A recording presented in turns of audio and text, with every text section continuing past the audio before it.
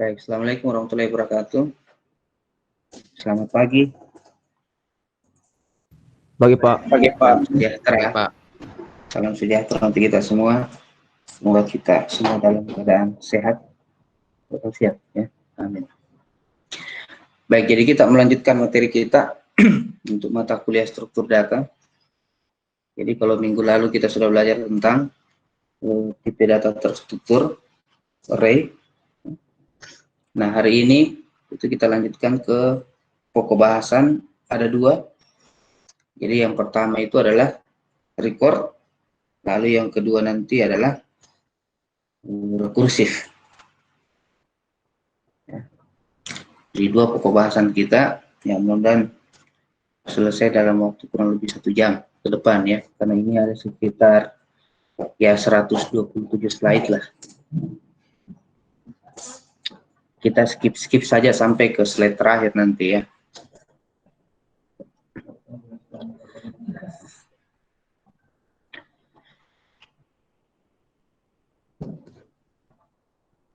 Baik, kita lihat masuk ke pokok bahasan yang pertama tentang record ya. Nah, ini juga sebenarnya materinya materi berulang ya, karena sudah pernah kita bahas di algoritma dan pemrograman 2 kemarin kan? Tapi karena ini berkaitan dengan data, khususnya masuk ke dalam pembahasan tentang struktur data, maka perlu kita review kembali. Tapi hanya sekedar mereview saja ya, jadi tidak akan terlalu panjang pembahasannya. Jadi banyak nanti slide-nya di skip saja.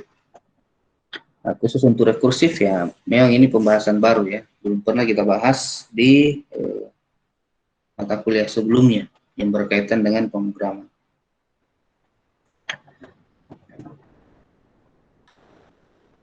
Kalau tidak jelas suaranya dituliskan saja di chat ya.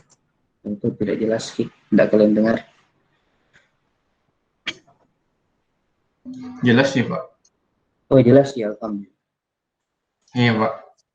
Nah, jangan sampai saya bicara sendiri baru ternyata tertidur kok. Enggak juga. Oh enggak ya, oke Pak. Baik, kita lihat yang pertama record. Jadi sama halnya seperti array ya, atau larik. Jadi record juga ini adalah tipe data terstruktur yang bisa menampung lebih dari satu data, atau singkatnya kita sebut sebagai kumpulan data. Nah, yang membedakan antara array dengan record adalah tipe datanya. Jadi kalau di array, tipe data yang bisa kita simpan ke dalam array tersebut itu harus sama, tipenya sama. Nah, kalau di record, tipe data yang bisa kita simpan ke dalam recordnya itu boleh berbeda-beda. Boleh beda-beda tipenya antara data yang satu dengan data yang lain. Jadi kalau di array, kalau kita deklarasikan array dengan integer, maka semua datanya harus bersifat integer. Sedangkan kalau di record, tipe data yang kita simpan ya tergantung deklarasi dari masing-masing field. Kita sebut saja sebagai fieldnya nanti ya. Kita sebut dia sebagai field. Jadi kita bisa menyimpan tipe data integer, tipe data string, tipe data real, boolean dan lain-lain dalam satu record, atau dalam satu wadah, dalam satu nama variabel record. Nah, itu yang membedakan antara array dengan record. Jadi kalau datanya tipenya sama ya pakai array, tapi kalau datanya tipenya berbeda ya berarti gunakan record. Kemudian untuk deklarasi record berbeda dengan array ya. Kalau array kita bisa deklarasikan dia dengan dua cara. Jadi bisa kita jadikan dia sebagai tipe data baru dulu, setelah itu baru kita gunakan variabel yang menggunakan tipe data tersebut. Atau bisa juga kita langsung deklarasikan dia ke bagian variabel. Nah, kalau di record, deklarasi record itu hanya harus melalui deklarasi tipe dulu. Harus melalui deklarasi tipe, tidak bisa langsung dia diletakkan di bagian variabel. Jadi dibuatkan dulu tipe data recordnya, Jadi gunakan kata tercadang record, kemudian pengenal ini adalah nama record yang akan kita gunakan. Nah, ini terserah kita apa yang mau dikasih nama sebagai recordnya. Kemudian kata tercadangnya record, setelah itu tinggal didefinisikan variabel-variabel yang akan digunakan di dalam record. Nah, ini juga biasa kita sebut sebagai istilah field. Di beberapa buku dia menyebutnya sebagai istilah field. Field itu kalau dia dalam tabel dia sama dengan judul kolom, kolomnya. Nah, kita tinggal deklarasikan berapa variabel atau berapa field yang akan kita gunakan. Setiap field nantinya itu hanya bisa menampung satu data. Tapi di dalam kumpulan record, maka dia bisa menyimpan jadinya banyak data dengan tipe yang beda-beda. Jadi variabel atau field 1 tinggal dideklarasikan apa tipenya, variabel atau field 2 deklarasikan apa tipenya, variabel 3 atau field 3 deklarasikan apa tipenya. Nah, ketiga variabel tersebut boleh dengan tipe yang berbeda-beda. Sampai variabel VN, batasnya adalah 255 field dalam satu record. Jadi kita bisa mendeklarasikan atau kita bisa menampung data sebanyak 255 di dalam satu deklarasi record. Nah, itu.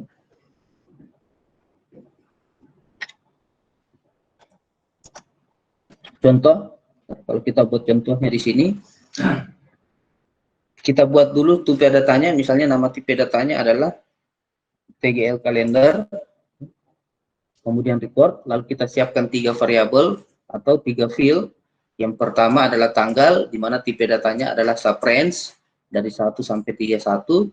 Kemudian ada bulan juga dengan tipe data subrange dari 1 sampai 12. Kemudian ada tahun, tipe datanya subrange juga dari 1900 sampai dengan 2000. Nah, setelah kita mendeklarasikan tipe data untuk recordnya, barulah kita membuat variabel yang akan menggunakan tipe tersebut. Anggaplah kita buat variabelnya, misalnya ada TGL lahir, ada TGL wafat, itu menggunakan tipe data TGL kalender. Jadi variabel TGL lahir dengan TGL wafat ini nanti bisa menampung sebanyak 3 data. 3 data itu akan diwakili oleh tanggal, bulan, dan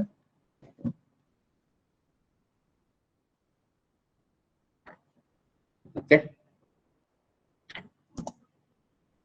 Nah, contoh lain misalnya kita buat sebuah tipe data record dengan nama mahasiswa di mana jumlah filenya itu ada 4, NIM dengan tipe data string dengan panjang 8, kemudian ada nama string juga, ada kelamin dengan tipe data char, kemudian ada nilai dengan tipe data real. Nah, setelah itu baru kita buatkan variabel, misalnya namanya MHSTI2, itu menggunakan tipe data mahasiswa, di mana tipe data mahasiswa ini merupakan tipe data record yang sudah kita definisikan sebelumnya. Jadi berbeda dengan array ya. Kalau array kita bisa jadikan dia sebagai tipe data atau bisa juga langsung disebutkan di variabel. Nah, kalau record tidak bisa. Record harus dibuatkan dulu tipenya, didefinisikan dulu tipe datanya. Nanti setelah itu baru kita siapkan variabel yang akan menggunakan tipe record tersebut. Jadi tidak bisa langsung dibuat di variabel ya, tidak bisa. Nah, itu kalau untuk tipe data record.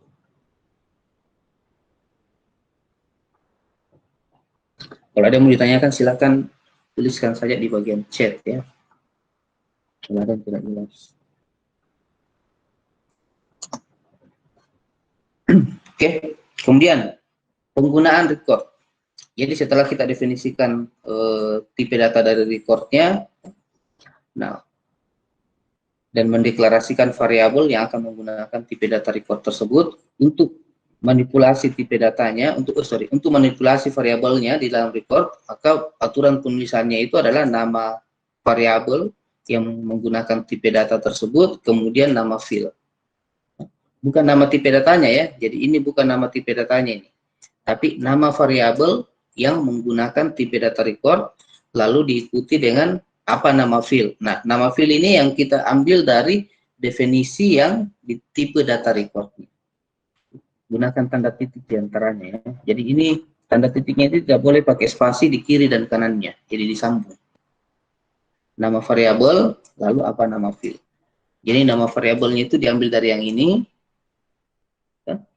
Kemudian nama filenya diambil dari salah satu yang kita sudah definisikan di dalam tipe data record. Jadi contoh mhsti2 titik nim.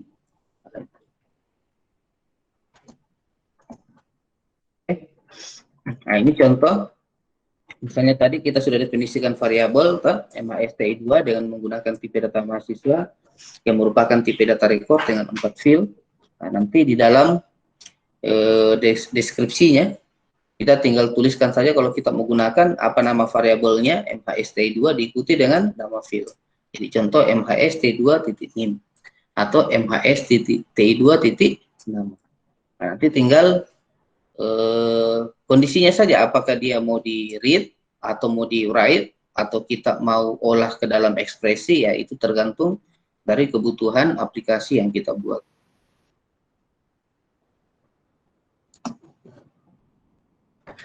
Kemudian ada cara yang lebih singkat yang bisa kita gunakan untuk mendefinisikan atau mengolah variabel yang menggunakan tipe data record, yaitu dengan memanfaatkan statement with. Jadi statement with ini dipakai untuk meringkas penulisan, di mana nama variabelnya itu tidak perlu kita tulis berulang. Jadi seperti ini.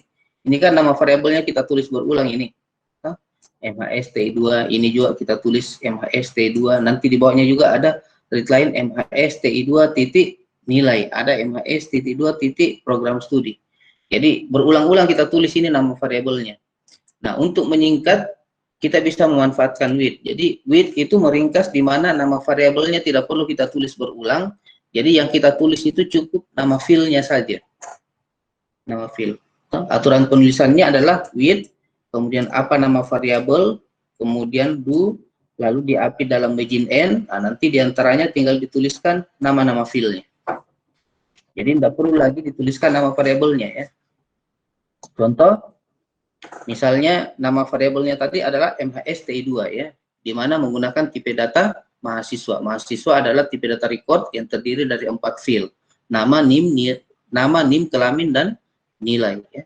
Nah, kalau kita menggunakan with, kita tinggal tuliskan saja with mhsti2, ini adalah nama variabelnya, lalu wajib diapit oleh begin end, kemudian di dalam blok begin end, ya. Kemudian di dalamnya nanti tinggal dituliskan nama-nama filenya. Misalnya kita readline, ya, kita mau menginput. Nanti tinggal dituliskan saja NIM, nama, kelamin, nilai. Kalau kita lihat sekilas, nah ini seperti variabel. Seperti variabel, tapi ini adalah variabel yang ada di dalam record atau field.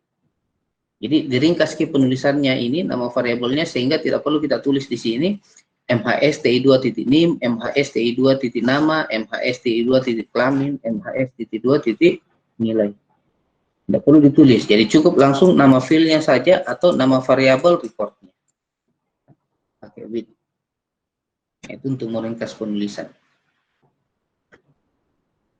Di semua bahasa pemrograman itu disediakan fasilitas with itu untuk meringkas penulisan dari record.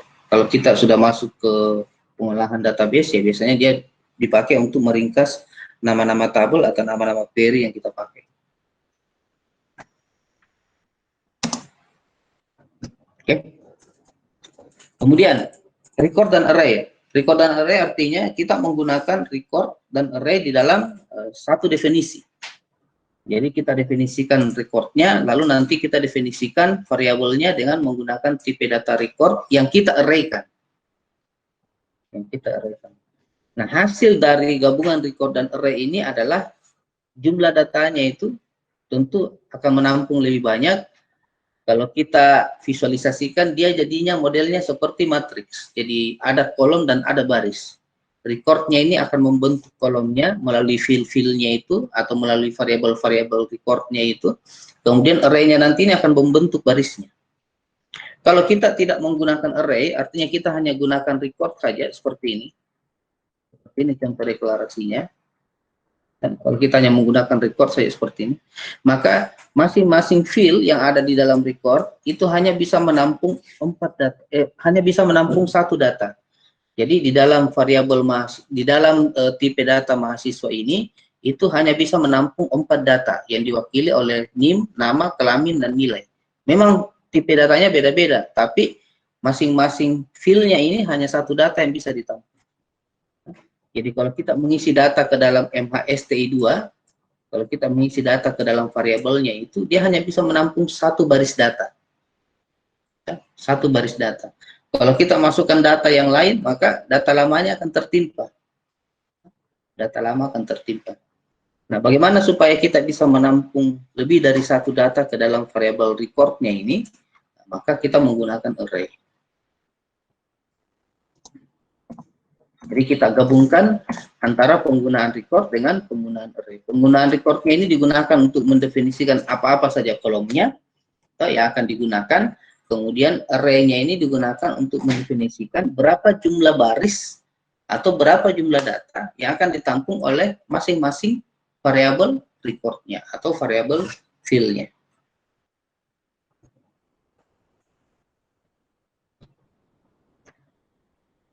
Nah, bentuk penulisannya sama seperti tadi. Jadi pertama kita deklarasikan dulu tipe data baru sebagai record. Jadi tipe data, tipe pengenal ini silahkan ditentukan sendiri record. Kemudian apa saja variabel-variabelnya atau apa saja fill-fillnya atau apa saja kolom-kolomnya dengan maksimal 255. Nanti setelah itu baru kita buatkan variabel di mana variabelnya itu menggunakan array. Menggunakan array, kemudian apa tipe indeksnya atau berapa jangkauannya, lalu tipe datanya pakai yang ini. Pakai tipe data yang kita sudah deklarasikan sebagai record. Maka otomatis nanti setiap variabel ininya nanti itu bisa menampung lebih dari satu data sebanyak berapa jumlah indeks yang kita tentukan. Oke.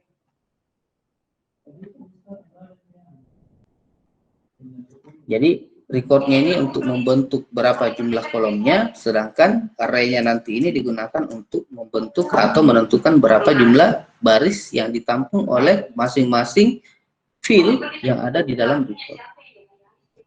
Jadi contoh misalnya kita deklarasikan sebuah tipe data baru, anggaplah namanya adalah mahasiswa, di mana fill-fillnya itu ada NIM, nama, kelamin, nilai, ini sama seperti tadi. Kemudian setelah itu kita buatkan variabel recordnya, namanya MHSTI2, kita menggunakan array, di mana indeksnya 1 sampai 40 dengan menggunakan tipe data record. Artinya masing-masing dari fill ini nantinya itu bisa menampung sebanyak 40 data. Jadi NIM bisa tampung 40, nama bisa tampung 40, kelamin bisa tampung 40, nilai bisa tampung 40. Jadi kalau jumlah datanya ya berarti 4 dikali dengan 40. Itulah jumlah data yang ditampung ke dalam tipe data record. Kalau dia digabungkan dengan array. Oke. Jadi kita bisa menyimpan lebih dari satu baris. Bisa menyimpan lebih dari satu baris. Kita masukkan baris yang pertama, kemudian kita masukkan lagi baris yang kedua, masukkan baris yang ketiga, sampai batas sebanyak 40. Nah, bagaimana kalau kita gunakan record dan array-nya dengan menggunakan with? Sama ya, jadi sama saja, tinggal menambahkan indeks. Karena kita menggunakan array, otomatis pasti ada indeksnya. Indeksnya itu diletakkan di belakang nama variabel array-nya. Jadi nama variabel record, karena ini kita array-kan, maka kita tambahkan indeks di belakangnya. Jadi di indeks keberapa data tersebut akan dimasukkan, atau di indeks keberapa data tersebut akan kita tampilkan. Jadi tambahkan indeks di belakangnya. Jadi kalau ada array yang kita gunakan di dalam recordnya, nah aturan penulisannya itu kita tinggal sebutkan saja MHS TI2, kemudian apa indeksnya. Misalnya indeksnya adalah indeks 2, berarti kita akan mengambil data dari variabel MHS TI2 pada indeks yang kedua. Nah ini karena kita menggunakan array, maka otomatis variabelnya itu perlu ditambahkan indeks, perlu ditambahkan indeks. Jadi indeksnya bukan di belakang nama fill-nya ya, bukan di belakang nama fill, tapi di belakang nama variabelnya. Nah, ini contoh. Misalnya MHS TI2 pada indeks ke-1. Nah, nanti pada indeks ke-1 ini kita masukkan data NIM, nama, kelamin, dan nilai. Kalau kita memasukkan lebih dari satu data, misalnya kita masukkan 10 data, ya berarti gunakan perulangan ya. Tinggal pakai perulangan saja di sini dari 1 sampai 10, nah nanti indeksnya diganti dengan variabel perulangan. Jadi kalau variabel perulangannya kita pakai i, for i sama dengan 1 to 10, nah nanti indeksnya ini tinggal pakai i di sini. Nah, berarti datanya nanti bisa lebih dari satu yang kita bisa masukkan secara bersamaan. Oke, jadi sekali lagi indeksnya itu diletakkan di belakang nama variabel, karena variabelnya ini yang kita arraykan ya, bukan field-nya. Bukan di belakang nama field, tapi di belakang nama variabel dari record-nya. Oke, nah itu untuk pembahasan tentang record. Ada yang mau ditanyakan, silahkan. Saya tunggu sampai 1 bulan ke depan.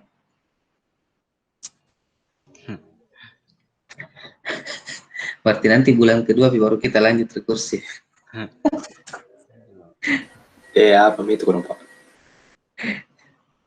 Tahan di wifi-mu sampai 1 bulan ke depan. Udah wifi kuota gratis sih Pak. Kuota gratis sih. Saya pakai kuota gratis sih ini. Nah, kurang bagus jaringan. Oke, ada yang mau ditanyakan, silakan. Kalau malu-malu didengar suaranya, siapa tahu kebetulan baru bangun dan belum mandi, ya ditulis saja di chat ya.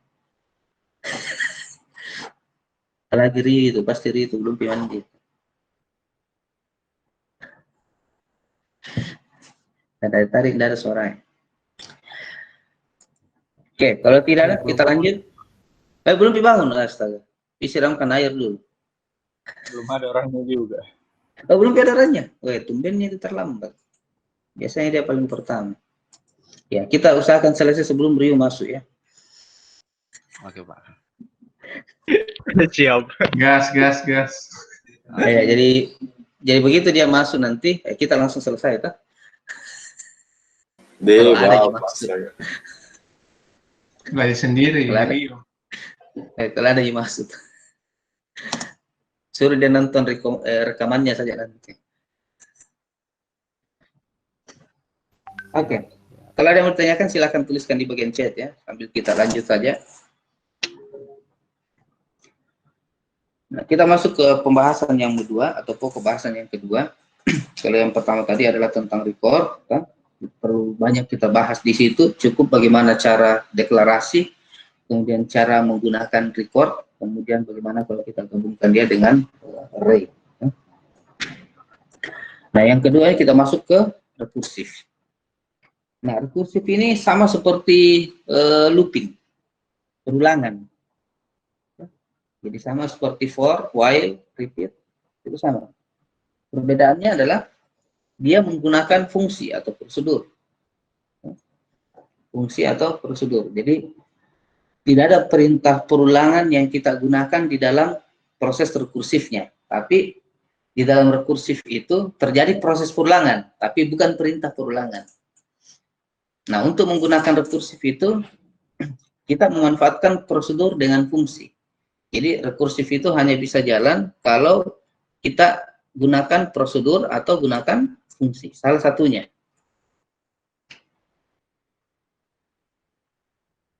Nah, terkadang di dalam proses perulangan itu, untuk meringkas penulisan, kalau kita menggunakan looping mungkin akan terlalu panjang. Misalnya pakai for ya, atau pakai while, mungkin akan terlalu panjang coding yang kita buat. Nah, rekursif itu bisa menjadi salah satu solusi untuk meringkas penulisan, sehingga tidak perlu kita menuliskan kode program yang panjang. Nah, hampir di semua bahasa pemrograman, teknik rekursif ini itu disediakan ya, bisa kita gunakan. Nah, yang dimaksud dengan rekursif di sini adalah karena erat kaitannya dengan penggunaan prosedur dan fungsi, maka rekursif itu adalah pemanggilan prosedur atau fungsi dari dalam dirinya sendiri. Jadi pemanggilan prosedur atau fungsi dari dalam dirinya sendiri. Jadi di dalam prosedur atau di dalam fungsi tersebut ada salah satu statement yang memanggil kembali dirinya sendiri. Jadi ketika dia panggil dirinya kembali, maka itu kan terjadi proses looping, terjadi proses perulangan. Begitu dapat statement memanggil dirinya, berarti kan dia panggil ulang kembali. Dapat lagi statement memanggil dirinya, dia panggil lagi kembali. Nah, karena ini adalah proses looping, karena ini adalah proses perulangan, wajib ditentukan kapan dia berhenti. Wajib ditentukan kapan dia berhenti. Jadi untuk mengatur bagaimana proses rekursifnya itu berhenti nantinya, ya kita menggunakan kondisi. Kita menggunakan kondisi. Salah satunya ya bisa pakai if. Jadi kalau if kondisinya sudah terpenuhi, maka dia tidak memanggil lagi dirinya. Tapi selama kondisinya tidak terpenuhi, dia kembali memanggil dirinya sendiri. Jadi kalau berkaitan dengan perulangan itu, karena kita tidak tahu kapan dia berhenti, maka harus ada kondisi di mana perulangannya itu jadi berhenti. Karena kalau tidak berhenti itu kan akan berulang secara terus-menerus. Ya, sama seperti di for atau while ya. Kalau di for dengan while, ya itu harus ada kondisi kapan dia berhenti perulangannya. Nah, kondisinya tinggal diletakkan di bagian for-nya atau di bagian while-nya atau di bagian until-nya. Nah, kalau di rekursif, kondisinya itu nanti diletakkan dia di dalam prosedur atau di dalam fungsi dengan memanfaatkan percabangan. Oke, nah itu yang dimaksud dengan rekursif. Jadi, rekursif adalah pemanggilan prosedur atau fungsi dari dalam dirinya sendiri. Nah, contoh yang paling sederhana yang bisa kita ambil untuk memahami tentang pemahaman rekursif adalah bagaimana menghitung nilai faktorial atau mencari deret Fibonacci. Mencari deret Fibonacci. Sudah dengar deret Fibonacci? Nah, kalau kita mau mendapatkan nilai faktorial itu kan tergantung dari berapa nilai faktorial sebelumnya. Nah, begitupun juga dengan deret Fibonacci. Jadi kalau kita mau mendapatkan deret Fibonacci, yaitu tergantung dari deret-deret yang sebelumnya. Nah, di situ kita bisa memanfaatkan proses rekursif. Jadi proses rekursif ini biasanya kita pakai kalau ada kondisi di mana hasil yang didapatkan itu tergantung dari berapa hasil yang sebelumnya. Kalau perulangan kan normal gitu. Kita mau tampilkan angka 1 sampai 10 ya sudah pakai perulangan. Tapi kalau rekursif itu ada kondisi-kondisi tertentunya untuk bisa digunakan. Kondisinya itu kalau hasilnya itu tergantung berapa dari hasil yang sebelumnya. Jadi ada hubungan rekurens di situ antara apa yang kita mau dapatkan dengan apa yang sudah didapatkan sebelumnya. Nah, itu baru kita pakai rekursif. Salah satu contoh yang paling banyak itu adalah mencari berapa nilai faktorial dengan menghitung mencari di deret Fibonacci. Nah, kita ambil satu contoh. Contohnya misalnya untuk menghitung bilangan faktorial. Nah, untuk menghitung bilangan faktorial secara rekursif, ya kita bisa bagi menjadi dua. Ya, kita bisa bagi menjadi dua. Yang pertama adalah kita tentukan nilai awalnya, di mana nilai awalnya itu kalau faktorial 0 adalah 1. Jadi kalau faktorialnya adalah 0, maka nilainya adalah 1. Ini nilai awal. Nilai awal. Nah, nilai awal ini kan akan menjadi penentu nanti berapa yang didapatkan untuk nilai berikutnya. Jadi harus ada nilai startupnya. Tanda seru ini simbol dari faktorial ya. Kemudian untuk mendapatkan faktorial yang ke n, maka kita tinggal menggunakan rumus n dikali dengan n kurang 1 faktorial. Nah, ini yang saya maksud tadi dengan untuk mendapatkan hasil yang berikutnya kita perlu mengetahui berapa hasil yang sebelumnya. Atau biasa disebut dengan istilah hubungan rekurens. Nah, inilah yang dimaksud dengan faktorial. Faktorialnya ini. Jadi untuk mendapatkan faktorial yang ke n, kita harus mendapatkan dulu faktorial n dikurang 1. Jadi kalau kita mau, misalnya kita mau cari faktorial yang kedua, maka faktorial yang kedua itu adalah 2 dikali dengan faktorial 2 dikurang 1. Faktorial 2 dikurang 1 itu berarti faktorial 1. Faktorial 1 itu berarti kita harus dulu mencari berapa faktorial nolnya. Karena nanti di sini 1 faktorial 1 sama dengan 1 dikali 1 kurang 1 berarti 0. Nah, faktorial 0-nya itu kan kita sudah tentukan nilainya adalah 1. Berarti nanti faktorial 1-nya itu adalah 1 dikali dengan 1. Berarti 2. Berarti faktorial 2-nya nanti itu adalah 2 dikali dengan berapa faktorial 1-nya? 2, berarti 4. Dan seterusnya. Nah, kalau kita buatkan dia atau kita tuliskan dia di dalam notasi pemrograman, faktorial 0-nya itu adalah 1, kemudian faktorial yang ke n-nya itu adalah faktorial yang ke n, di mana n dikali dengan faktorial n dikurang 1. Nah, disinilah proses rekursifnya ini. Ini proses rekursifnya nanti. Jadi proses rekursifnya itu memanggil kembali fungsinya sendiri. Memanggil kembali fungsinya sendiri untuk mendapatkan nilai dari faktorial n dikurang 1. Nah, ini kita sebut saja sebagai persamaan ke-1, ini persamaan yang kedua.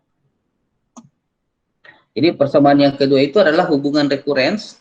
Ini berarti bahwa nilai dari suatu fungsi itu bisa dihitung kalau kita sudah mendapatkan nilai dari fungsi yang sebelumnya. Kemudian persamaan kedua ini, itu yang kita sebut sebagai nilai awal.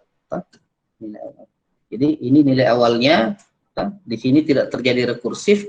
Nah, ini nilai rekurensnya. Di sini terjadi rekursif. Ini rekursifnya.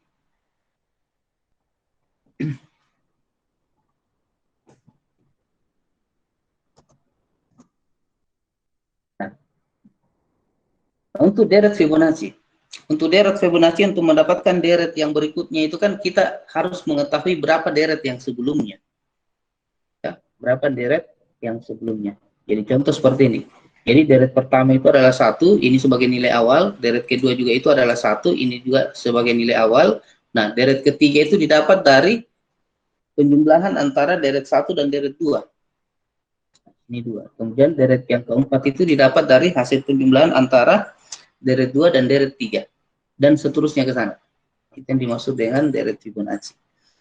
Jadi untuk mendapatkan deret yang ke n, itu tergantung berapa dari deret yang sebelumnya, nilai dari deret yang sebelumnya.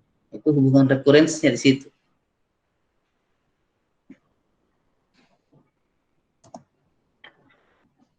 Nah, kalau kita masukkan dia ke dalam notasi pemrograman, maka kita bisa buat bahwa untuk mendapatkan deret yang ke n, maka kita perlu mendapatkan dulu berapa deret n dikurang 1 dan berapa deret n dikurang 2.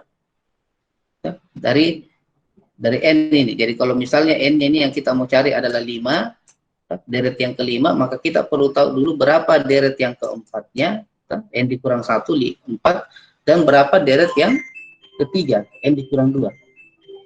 5 dikurang 2, 3.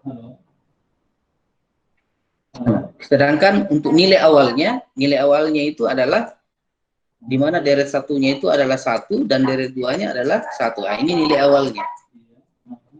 Jadi ini persamaan nilai awal kita tentukan memang. Jadi deret pertama itu nilainya adalah 1, deret yang kedua itu nilainya adalah 1. Nah, ini proses rekursifnya atau proses rekurensnya. Jadi untuk mendapatkan deret yang ke n itu perlu diketahui dulu berapa deret n dikurang 1 dan berapa deret n dikurang 2. Nah, ini rekursifnya nanti nih. Jadi dia memanggil kembali fungsinya, ini juga rekursifnya ini. Dia memanggil fungsinya kembali. Contoh, untuk mendapatkan bilangan faktorial. Jadi kita buat sebuah fungsi, jadi contoh codingnya ini, contoh modulnya. Kita buatkan sebuah fungsi dengan nama faktor, di mana parameternya adalah 1n, ini yang menjadi penentu nanti, tipe data integer, kemudian fungsinya sendiri adalah tipe data integer. Kemudian kita buatkan kondisi dulu. Kondisi untuk menentukan nilai awal. Kondisi untuk menentukan nilai awal. Kondisinya adalah kalau n-nya adalah 0, maka kita isi faktorialnya adalah 1. Ini sama dengan kondisi yang ini tadi. Ini. Jadi kalau faktorialnya adalah 0, nilainya adalah 1. Kalau faktorialnya adalah bukan 0, maka kita hitung. Kita buatkan rekurensnya. Else, artinya kalau nilai n-nya ini bukan 0, maka kita hitung hasilnya di mana faktor diambil dari N dikali dengan faktor N dikurang 1. Nah, di sini terjadi rekursif. Karena apa? Karena dia memanggil kembali dirinya. Ini memanggil kembali dirinya ini. Jadi dia memanggil kembali fungsi, di mana dia mengirimkan nilai parameter N dikurang 1. Jadi kalau di sini N-nya misalnya 4, maka dia akan mengembalikan nilai untuk mencari nilai N dikurang 1 berarti 3. Jadi nanti kembali ke dirinya sendiri, di mana nilai N-nya yang dikirim adalah 3, kemudian dicek lagi apakah N sama dengan 0 tidak, berarti dia panggil lagi kembali dirinya, dia panggil N dikurang 3 berarti 2, nah 2 lagi dikirim ke sini, dan seterusnya sampai N yang bernilai 0. Nah, berarti terjadi proses looping atau perulangan. Nah, wajib ada ini ya. Jadi wajib ada menentukan nilai awal, ini supaya rekursifnya nanti bisa berhenti. Karena kalau tidak ada ini tidak bisa berhenti rekursif. Kemudian wajib ada untuk mendapatkan nilai rekurensinya. Oke. Nah, untuk menghitung nilai dari faktorial n, maka fungsi harus memanggil kembali nilai faktorial n dikurang 1 yang telah diperoleh. Begitu juga untuk menghitung nilai faktorial n dikurang 2, maka fungsi harus memanggil kembali nilainya faktorial n dikurang 1 dan seterusnya.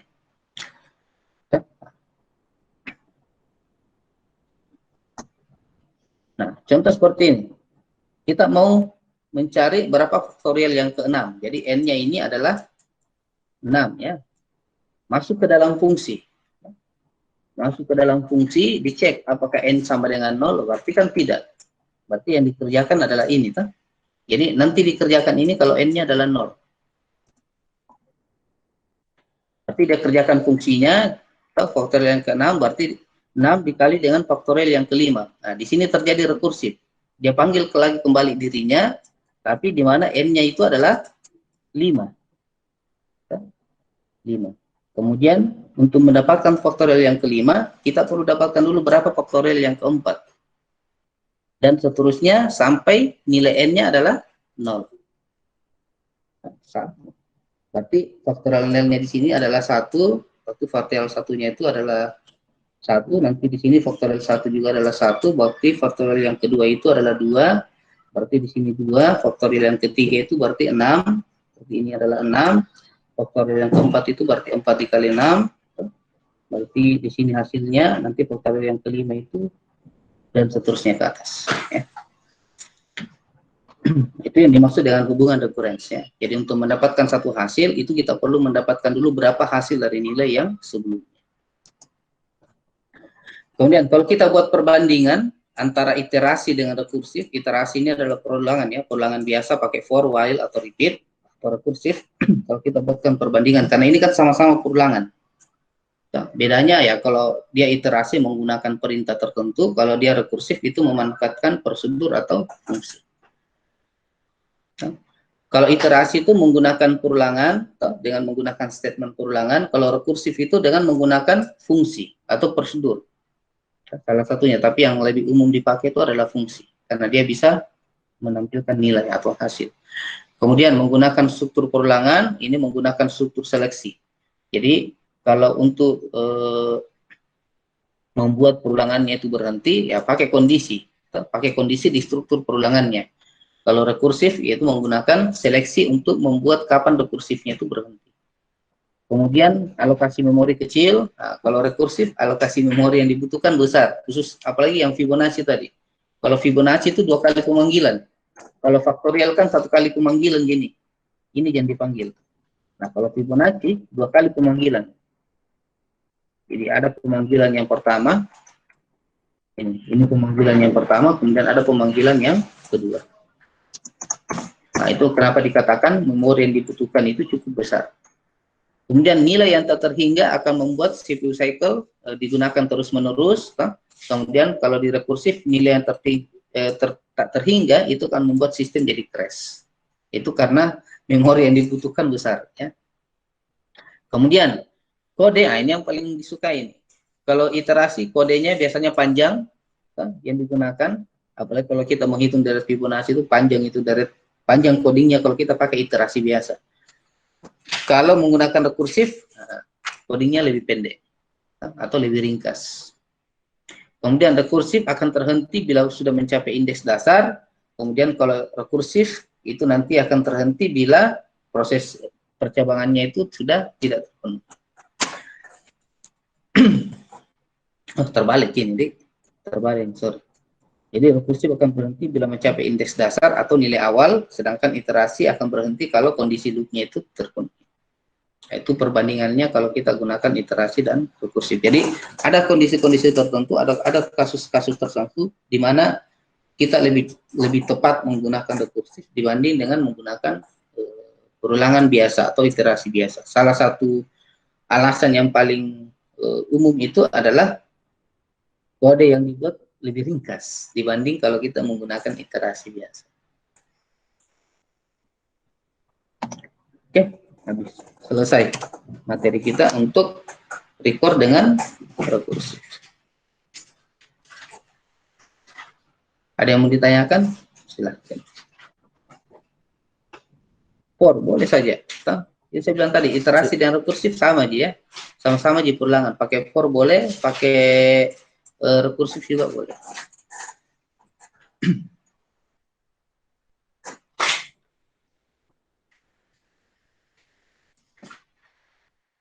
Ada? Tanyakan, silahkan. Nanti materi berikutnya kita masuk ke struktur data stack ya, atau tumpukan. Nah, itu stack untuk awal nanti stacknya itu kita menggunakan array ya. Karena kita belum masuk ke materi tentang pointer, nah, sementara array-nya itu menggunakan stacknya itu kita menggunakan array sebagai basic datanya. Materi berikutnya.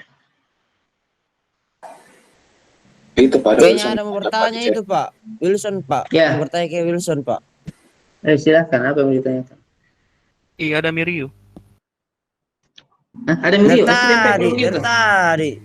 Kan selesai. Tapi kenapa kau enggak ada, Cak? Sudah mulai absen. Apa? Iya. CDP-nya kalau begitu kita tutup. Ada Mirio. Tutup nih. Astaga, masa itu? Baru ke Mas Bela. Nanti saya batalkan absen. Apa setengah jam? Nanti saya batalkan Setengah jam. absen. Di astaga. Lihat absennya, Pak. Iya, bisa Guys, ditahu. jangan bikin kompor-kompor guys. Nggak baik guys. Oke, silakan kalau yang ditanyakan sambil saya absen ya. Udah jadi JBD Pak, itu Wilson bilang dia sudah mengerti. Enggak, Bapak sudah jelaskan apa yang Wilson Pak, tanyakan. jadi rekursif ini cara kerjanya dari atas ke bawah, Pak. Dari bawah ke atas. Jadi untuk mendapatkan dulu nilai yang kita mau cari harus dihitung dulu berapa nilai yang sebelumnya. Jadi nanti dia mulai hitung, pada saat dapat nilai awal. Nah, nanti nilai awalnya kita hitung ke atas. Berarti kalau tidak ditentukan, Pak. Ya, kalau tidak ada tentukan nilai awalnya tidak bisa berhenti itu. Siap. Tidak bisa berhenti. Jadi wajib, ada dua itu yang wajib. Yang pertama, berapa nilai awal sebagai akhir dari rekursif. Lalu yang kedua nanti, apa yang kita mau hitung di dalam rekursifnya. Atau apa yang kita mau dapatkan. Nah, nanti di beberapa metode struktur data, itu akan ada kita gunakan rekursif. Tujuannya satu, Ji, untuk meringkas penulisan supaya kita tidak perlu membuat kode program yang panjang. Lebih ringkas dan lebih sederhana kalau menggunakan rekursif. Walaupun alokasi memori yang dibutuhkan itu lebih besar dibanding kalau pakai perulangan biasa ya.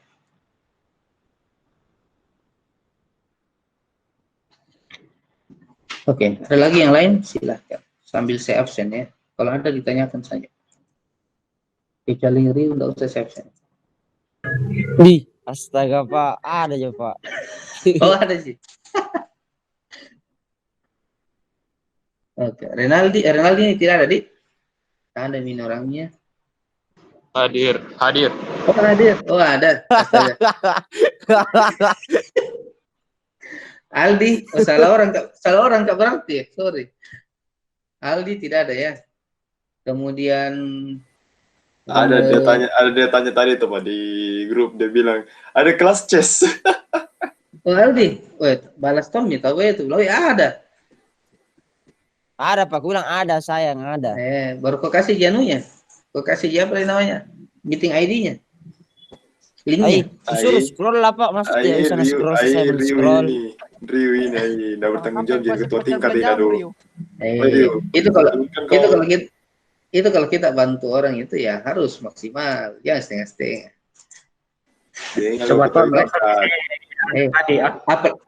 Apalagi kalau cek dulu. Cek dulu grup Pak. Cek dulu grup guys. Ada yang saya kirim guys. Baru kok kirim. Iya baru itu saya bilang baru memang sudah baru. Apalagi kalau sebagai ketua tingkat itu kan ya tanggung jawabnya itu harus besar. Ini nggak bertanggung jawab. Oke, saya lanjut. Kok kasih itu kode bukan tahu Ali. Macam dia buka tahu kau itu Rio. Rainer ada ya. Hadir. Kelvin ada. Surya. Hadir Pak. Surya, kemudian Rafli yang tidak ada di. Hadir Pak. Oh astaga, salah orang malah gitu. Karel, Enrico. Ricky Winata tidak ada Pak, Ricky Winata. Jalan Bumi. Oh Ricky Winata, oh sekira Ri. Natalia. Ada saya Pak. Ada. Hadir Pak. Sampurna ada. Maruli. Ada Maruli, tidak ada. Jonathan Hansen ada. Ada Audrey. Ada. Olivia. Hadir Pak. Tidak ada. Oh ada.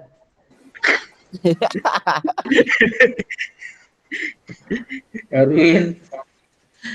Ini Anugrah tidak ada di. Oh ada. Ada tuh Pak, ada tuh. Arfandi. Hadir Ada. Pak. Kelvin Perry ada. Henderson Ruslim ada. Revivo ada. Adi Saputra. Oh ini tidak ada. Oh ya, blacklist itu Pak. Nah itu. Suban ada. Kemudian William Alexander Ada Pak. ada. Kemudian Christian Raihan. Eka Prasetyo. Hadir Pak. Ada. Leonardo. Ada. Natasha. Hadir Pak. Ada. Rex tidak ada di. Hadir Pak. Ada. Oh ada. Rio hadir Pak. Hadir Pak. Rio. Rio tidak ada. Hadir Pak. Hadir Pak. Astaga. Houston. Pak hadir Pak. Astaga. Chandra. Ya saya kurang datang masuk lagi Pak. Dari Ricky Pak. Pak, mau nangis tahu Pak. Hadir Pak. Livia-nya. Tidak ada Pak. Pak. Pak. Hadir Pak. Wih. Astaga Pak ya itu Tidak, Pak. masalahnya tadi temanmu bilang lah Pak tidak ada Rio Pak. Kayaknya tidak masuk gitu. Jadi kalau masuk kasih apa saja Pak. Ya. Di astaga Mas tahu bilang begitu Pak. Satu absen gitu apa Astaga. Berarti ada ini. Iya Pak, ada jatuh Pak. Oh, ada. Terlambat Pak. Terima kasih Pak. Dipanggil dari tadi. Iya. Enggak. Kata tadi dipanggil tidak punya. Nah, betul Pak. Terima kasih Pak. Ya. Oke. Baik, kalau tidak ada yang mau ditanyakan lagi, saya pikir kita cukupkan nih. Modul praktikumnya itu sudah kita buka dulu modul praktikumnya sedikit nih.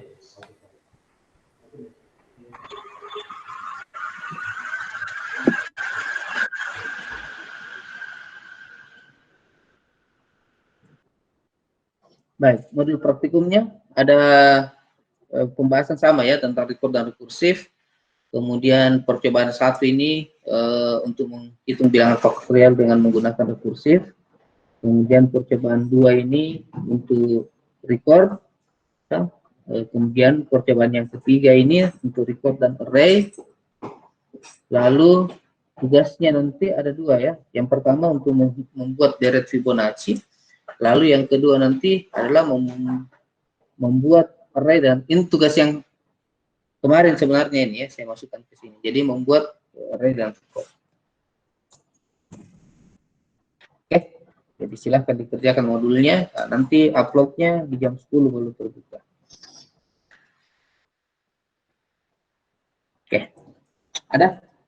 Tanyakan lagi? Tidak ada ya? Nggak ada kayaknya Pak, aman nih Pak. Oke. Baik, kalau tidak lagi yang ditanyakan, kita cukupkan pertemuan kita untuk hari ini tentang record dan rekursif. Nanti minggu depan kita masuk ke pembahasan tentang stack atau tumpukan ya. Assalamualaikum warahmatullahi wabarakatuh.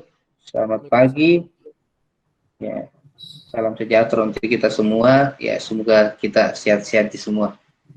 Amin. Amin Pak, terima kasih Pak. Sehat-sehat juga Pak. Amin Pak. Selamat pagi Pak. Oke, terima kasih kembali. Selamat Apa mengerjakan kalau modul. dia kasih hadir terus Kak Pak? Sehat sekali lagi Pak.